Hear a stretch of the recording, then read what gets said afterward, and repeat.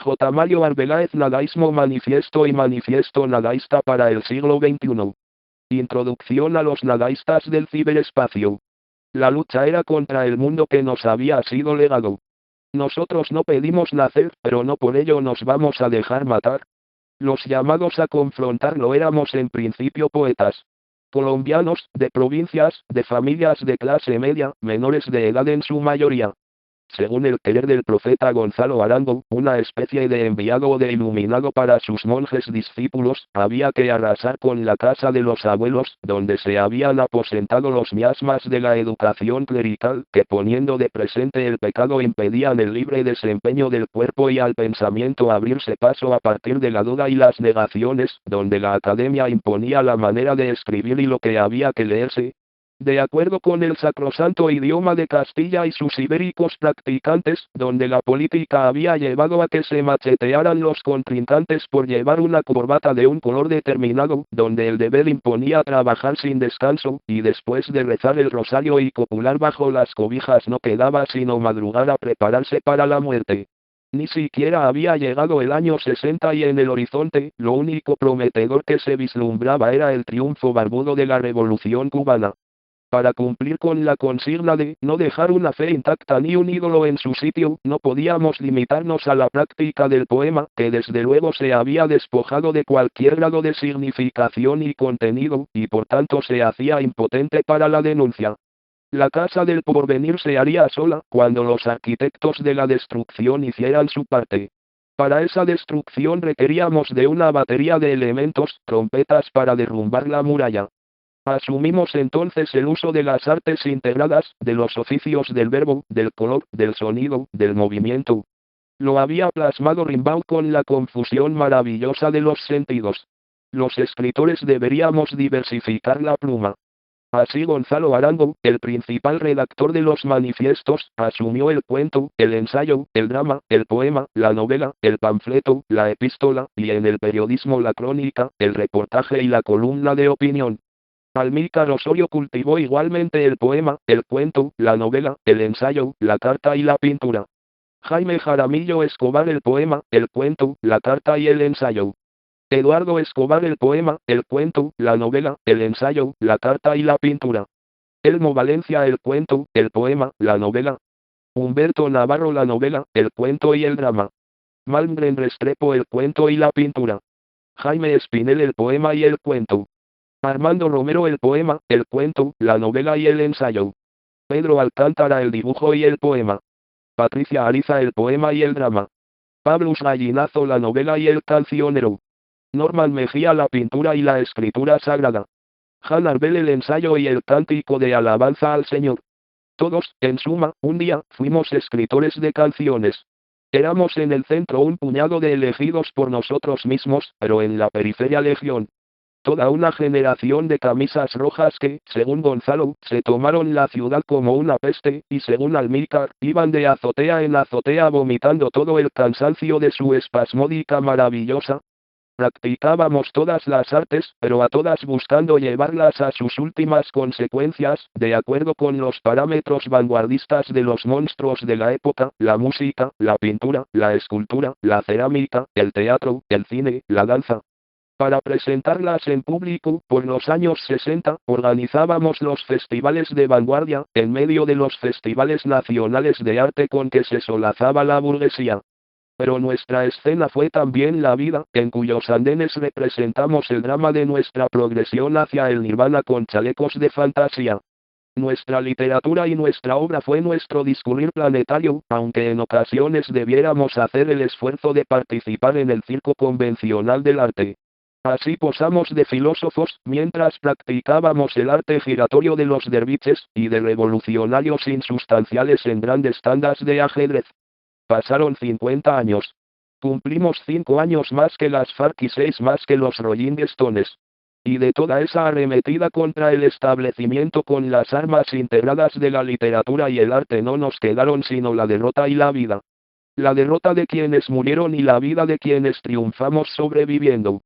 Fuimos testigos del triunfo de la cibernética y de la carrera por la conquista del espacio, que se confundieron en el ciberespacio.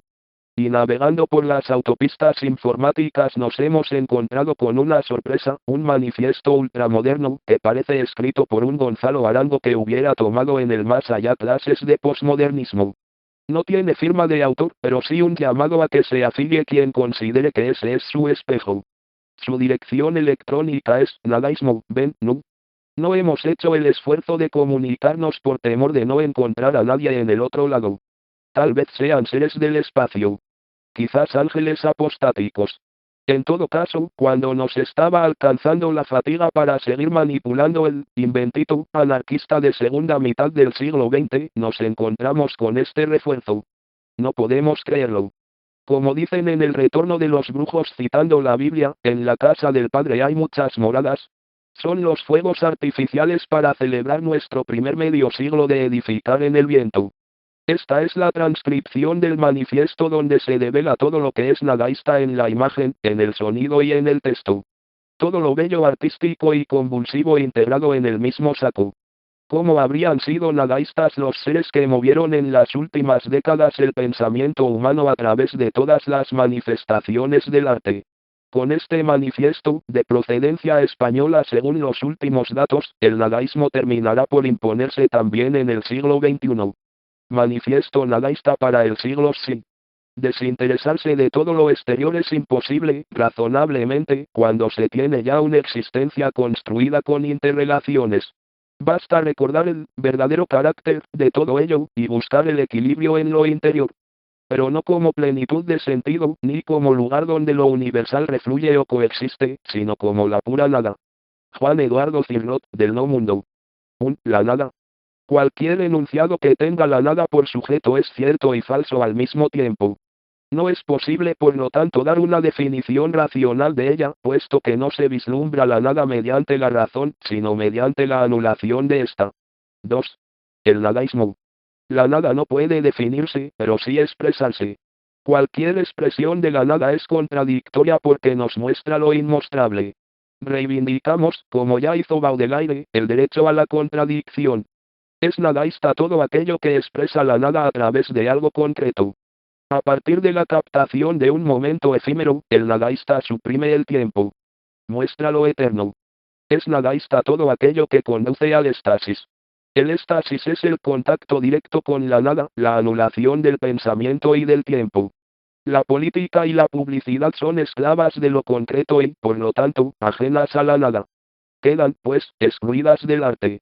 Los anuncios y los discursos políticos son lo encargados de vender ideas, no el arte, que debe ser libre y no debe vender nada. El arte comprometido, panfletario, pese a ser útil en determinadas circunstancias, no es en realidad arte, sino propaganda. Por otro lado, ese arte vive a expensas de aquello que denuncia. La más evolucionada de las formas en el arte no puede sino adoptar la forma de la ausencia de forma.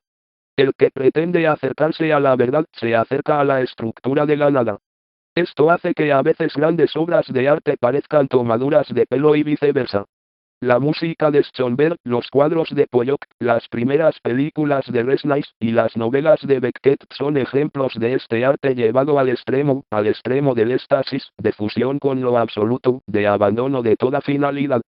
Es inevitable que obras de tal calibre generen rechazo puesto que en ellas la impostura del arte no permanece oculta, sino que es evidente, como sucede con las malas obras. El arte debe ser consciente de su propia mentira y expresarla para anularse a sí mismo. Por eso, el nadaísta es siempre extremo en su estilo. Existen dos formas básicas de hacer evidente el artificio, reducirlo al mínimo o alimentarlo hasta la hipérbole.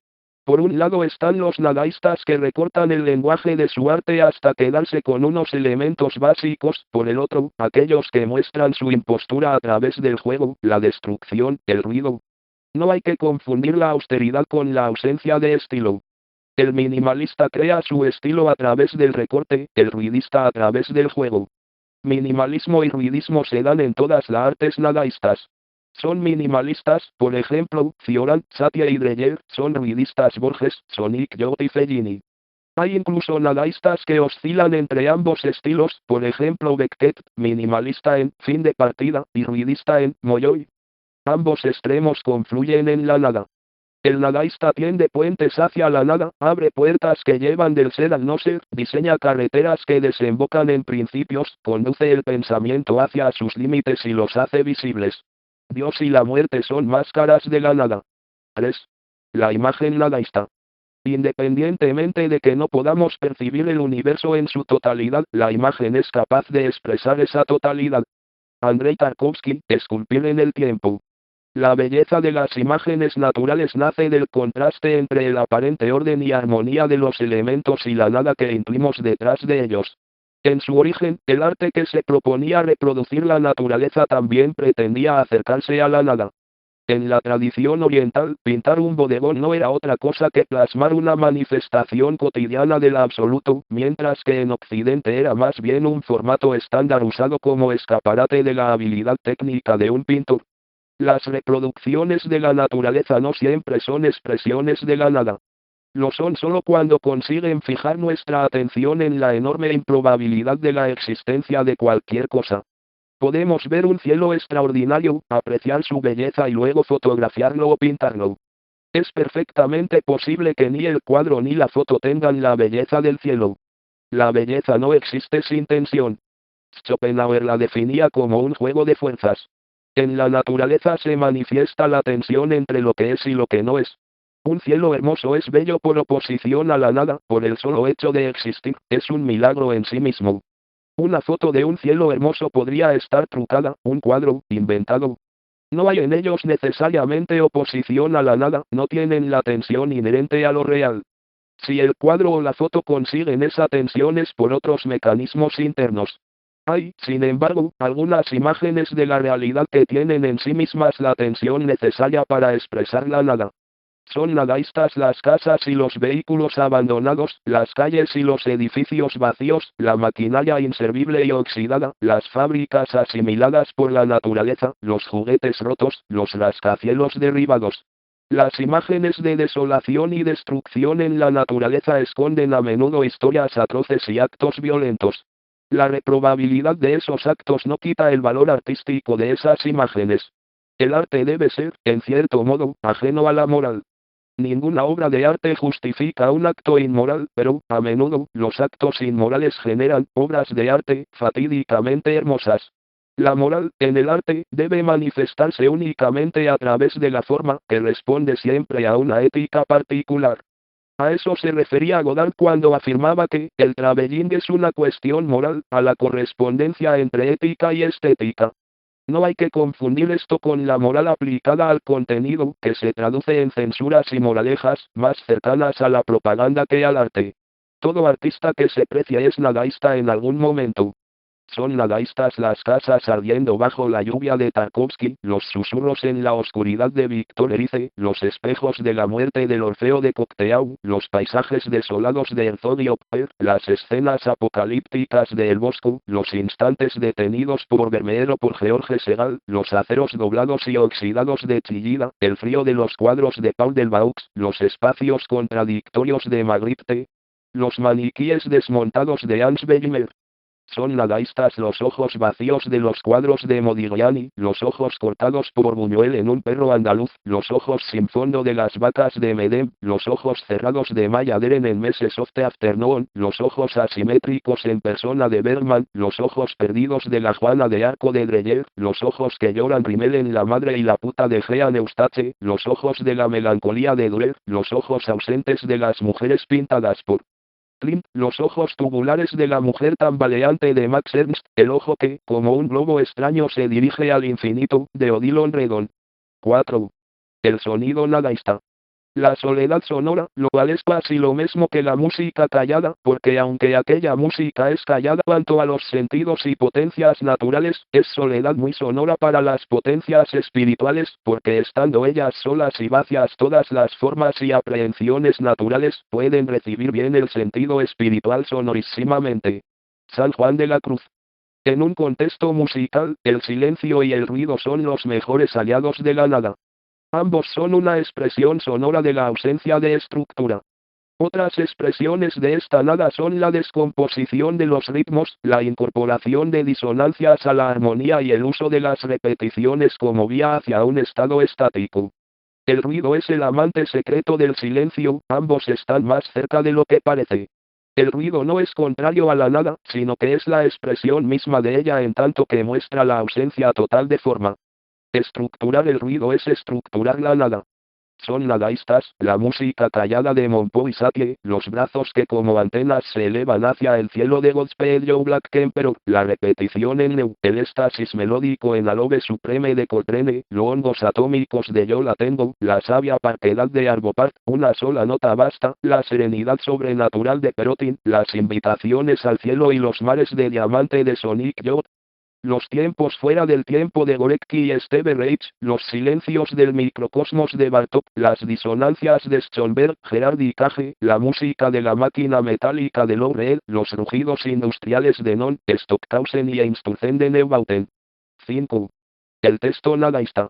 No amo las letras, no me dicen nada, amo la vida, vida que cual nada se erige hermosa en luz que es también nada, hermosa por ser luz y por ser nada. Francisco Pino, Antisalmos. Un texto nadaísta expresa la nada a través de la tensión entre sus elementos, ya sean estos palabras, frases, espacios, formas, conceptos, etc. Encaja en esta idea la concepción de la poesía como la tensión entre dos palabras, propuesta por Octavio Paz. La contradicción, la paradoja, la ironía, el juego y la desestructuración del lenguaje son habituales en los textos nadaístas. Si la literatura nadaísta se caracteriza por algo en concreto, es por no tener una forma definida. La forma debe surgir de la idea, Vicente Huidobro. Una idea nadaísta conducirá inevitablemente a un estilo extremo y personal, sea este minimalista o ruidista. No existe una idea unívoca de nadaísmo. En él se da tanto la modalidad gesticulante y estruendosa de los futuristas como la aparentemente opuesta contención y silencio que manifiesta la práctica literaria del haiku. La obra poética tenderá al contacto centelleante con la nada. Esa nada será aprehendida por la sensación y la intuición, pero no será posible transmitirla sin el intelecto. La literatura debe ser el trabajo, la forja de esa materia bruta de por sí inservible. La literatura también debe ser como la embriaguez, provocar reacciones en uno mismo y en los demás, dar asco o agradar, infamar, divertir, seducir, hasta perder la conciencia, y todo ello es lícito por medio de la impostura. En tanto que artificio, la literatura es impostura. Trabaja sobre una verdad o realidad construida, aunque parta de lo real. Siempre partir de lo real y no quedarse en ello. El nadaísmo rechaza toda manifestación de la llamada poesía de la experiencia, así como de lo social, trascendido puede ser fantástico como un film de Kusturica, o de todo tipo de realismo prosaico. La experiencia individual no trascendida es banal e impide el proceso nadaísta de lo eterno. Los objetos deben transmitir la nada, no se debe tapar la nada con objetos. El nadaísmo del texto empieza a hacerse físico, hablamos otra vez de lo formal y no del contenido, con Mallarmé, el Satie de las letras. Al leer Valéry su libro Un Coup de Des, habló de que su vista entraba en contacto con los silencios que se habían materializado, y contemplaba seres enteramente rodeados de su nada hecha sensible. La poesía concreta y la visual derivarán de este principio, así como el objeto duchampiano, superación del texto como único formato posible para la poesía. En su forma expresan la idea del nadaísmo, pero no por ello son siempre paradigmas del movimiento. Como hemos apuntado antes, el nadaísmo no entiende solo de estructuras. Son nadaístas los aforismos de Cioran, el nihilismo místico de Descartes, las puertas cerradas de Sartre, el paraíso terrenal de Thomas Traerne, lo innombrable en Beckett, los procesos de Kafka, los andenes de Benjamin Harness, las reflexiones de Zhuangzi, los haiku de Essa, la soledad sonora de San Juan de la Cruz, el miedo de Alberto, las greguerías de Gómez de la Serna, los lingüistijuegos de Joyce, los infiernos de todos, el aspaviento de la materia en Ungaretti, el troppo mare de Pavese, la síntesis de Pirnatali, las formas concretas de Haroldo de Campos, la aglutinación postista, las piedras de Melo e Castro, la otredad de Unamuno, también el otro, los amantes de Cortázar, la atemporalidad cabalística de Borges, la patafísica de Harry, la euforia ruidista de la poesía fonética, el ajedrez, los rinocerontes de Ionesco, las frustraciones de Roussel, etc., pero sobre todo el cinismo de Diógenes y de los que no escriben la nada más que con su propia vida. 6. La nada y los sismos. Todos los sismos son dignos si se enfrentan cara a cara con la nada. El nadaísmo no es el nadaísmo. No, este nuevo nadaísmo no tiene nada que ver con aquel que fundó en los años 50 Gonzalo Arango. La gran diferencia es el concepto de nada. Para ellos era más bien un proceso de destrucción del arte, a la manera de los dadaístas y con cierto regusto futurista. Es la nada a partir de la deconstrucción o eliminación del todo. Nuestra estética parte de la nada como principio creador del arte y, en último término, del todo. De la estética futurista de la máquina desechamos la idea de funcionalidad y progreso. La máquina nadaísta es un elemento más de la naturaleza. También desechamos el lado político y militar del futurismo, el culto fascista a la guerra y a la patria, la misoginia y la exaltación de la injusticia. Si bien el nadaísmo incluye la destrucción como elemento del arte, no justifica la destrucción y la violencia en la vida, como pretendía Marinetti. El nadaísmo asimila la idea futurista del ruido, Russolo, pero incluyéndolo como un elemento más y no como único medio de renovación. La idea de la lujuria como forma de arte, Valentine de Saint-Point, nos parece válida siempre y cuando conduzca al éxtasis y no se quede en un acto mecánico. Del dadaísmo conservamos el espíritu de destrucción, la supresión de todo prejuicio artístico y la renovación de los lenguajes, pero negamos el valor de la destrucción en sí misma si tras ella no aparece la nada. El surrealismo busca en el subconsciente, el dadaísmo busca en el no consciente. Se trata de explorar en el no yo en vez del yo. Aún así, hay muchos puentes entre ambos. Los reanimades, objetos que han perdido su utilidad al ser sacados de contexto, de Duchamp, los desiertos interiores de Dalí y la poesía del azar de Breton son nadaístas. Defendemos también la idea del juego como respuesta ante la nada, jugar con el mundo, navegar en el azar y divertirse con él nos parece una buena respuesta al vacío. La idea bretoniana del surrealismo como método para la liberación del espíritu es aplicable también al nadaísmo. El minimalismo es el nadaísmo que utiliza el silencio, el vacío, para expresar la nada. Como ya hemos apuntado, el nadaísmo incluye también el extremo contrario, la utilización del ruido. Satya es minimalista y nadaísta, Merkabov es ruidista y nadaísta. El nihilismo y el nadaísmo son esencialmente distintos. El nihilismo niega rotundamente la validez de los valores de cualquier tipo, es en función de lo que niega. El nadaísmo no se basa en la negación de los valores sino en la afirmación de la nada. A pesar de todo, compartimos con el nihilismo una actitud crítica respecto a las tradiciones y las convenciones así como el interés por barrer las ideas adquiridas, como en el Dada, para crear nuevas bases. Por otro lado, desechamos la creencia de que estas bases deban sentarse sobre los datos de las ciencias naturales y el estudio científico, Dobrolyubov Pisarev, ya que las teorías que los primeros nihilistas promulgaban fueron concebidas para el progreso social y no para el arte. Nietzsche es nadaísta en su evidente contradicción, su afirmación de la vida y negación de toda trascendencia frente a la creación de mitos trascendentes como el del superhombre o el eterno retorno. La creencia en el superhombre es un error parecido al de confundir el arte con el artista. El racionalismo es el enemigo del nadaísmo. No se puede acceder a la nada sin traicionar a la razón. De todos modos, para traicionar a la razón hay que saber utilizarla. Descartes, una vez que hubo topado con la duda absoluta, con la supresión del objeto en su discurso del método, no supo enfrentarse a la nada. En vez de eso se dedicó a usar la razón en formas más que dudosas para demostrar la existencia de Dios y del mundo y tener así algo a lo cual aferrarse. El nadaísmo rechaza el romanticismo cuando la exaltación de los sentimientos se convierte en exaltación del yo. Rechazamos el emotivismo y el sentimentalismo, que no el sentimiento. A Kant debemos atribuirle el mérito de descubrirle a Occidente la inutilidad de la razón para la metafísica y la estupidez de todo intento racional de demostrar la existencia de Dios o de describir lo absoluto. La dicotomía entre fenómeno y noúmeno es aplicable al nadaísmo, si entendemos la obra de arte como un fenómeno que nos permite aprehender de forma intuitiva el noúmeno, la cosa en sí, en definitiva, la nada que hay en ella. También encontramos en Kant la idea del tiempo y el espacio como elementos propios de la conciencia humana y, por lo tanto, ajenos a la nada. Por otro lado, la moral que plantea el imperativo categórico no tiene valor para el arte, que debe ser amoral en su contenido. Schopenhauer hizo suya la idea kantiana de un noumeno fuera del tiempo y el espacio y la identificó con la voluntad de vivir o de ser, puesto que no se refiere únicamente a los seres vivos. Para él, la única forma en que este noumeno puede manifestarse en el mundo es a través de fenómenos concretos, a través de fuerzas en tensión situadas en el tiempo y el espacio. El nadaísmo debe a Schopenhauer la idea de mostrar el noumeno a través del fenómeno, el mostrar la nada a través de la tensión de lo concreto. Schopenhauer compara la figura del artista con la del yogi y la del niño, la de alguien que contempla el mundo y se maravilla de él. El artista no actúa guiado por los mecanismos de la lógica, sino que posee una intuición directa de la nada, o la voluntad de vivir. Schopenhauer, profundamente influido por la filosofía oriental, llegó a la conclusión de que la única manera de afrontar la nada es la contemplación, aunque esa contemplación puede adoptar la forma del juego.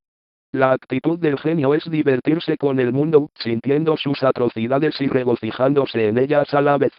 En general, el genio no sirve para nada en la vida práctica puesto que no busca su interés personal. Es asocial, pero al mismo tiempo es el único lo bastante desinteresado como para crear verdaderas obras de arte. De ahí viene la idea del objetivismo del arte genial. El artista no tiene por qué ser genial, solo su obra. Hegel cometió el error de creer que la asimilación del mundo por parte de la conciencia humana llegaría algún día a ser absoluta. Según él, cuando el mundo sea completamente asimilado dejarán de existir espacio y tiempo, quedando solo el absoluto. El error de Hegel se hace evidente si tenemos en cuenta que la comprensión consciente del mundo tiene un lugar a través de mecanismos de causa y efecto. Las causas son siempre elementos externos que actúan sobre un sistema delimitado y observable. Si tomamos el universo entero como sistema a observar no nos queda ningún posible elemento externo. Incluso si Dios fuera la causa del mundo, Dios sería real y por lo tanto pertenecería al sistema, así que estaríamos igual. Cuando tomamos el universo entero como objeto de nuestra razón, los mecanismos de causa y efecto dejan de tener sentido, topamos con la nada. De Hegel tomaremos solamente la idea de dialéctica, entendida en el mismo modo que la idea de fuerzas en tensión de Schopenhauer y despojándola de la idea de progreso de cualquier teleología. También nos apropiamos de la lógica hegeliana, nada es idéntico a sí mismo y todo se contradice. A Spinoza le reprochamos su excesivo afán matemático, pero su metafísica panteísta es perfectamente compatible con Hegel, Giordano Bruno y las filosofías orientales. La visión mística del mundo traducida al nadaísmo podría expresarse con la palabra nihilteismo. El nadaísmo concilia la postura atea con la panteísta. Si Dios no existe, Dios es igual a nada. Si nada es igual a todo, todo es igual a Dios.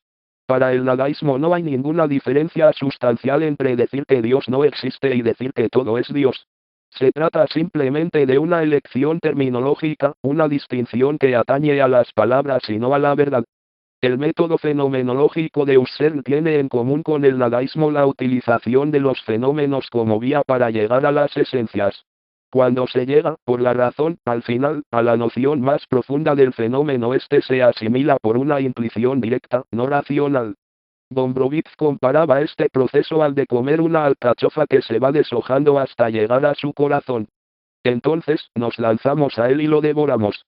La angustia existencialista es la angustia producida por la visión de la nada. Sartre descubrió la nada en el abismo que hay entre el ser en sí y el ser para sí. Sin embargo, rechazamos en Sartre sus devaneos moralistas, sus ideas del arte comprometido y politizado así como sus intentos de unir existencialismo y marxismo. Rechazamos también la recreación onanista en la angustia, el sol pegajoso de Camus. Hay que aprender a vivir con la nada al lado y desdramatizarla.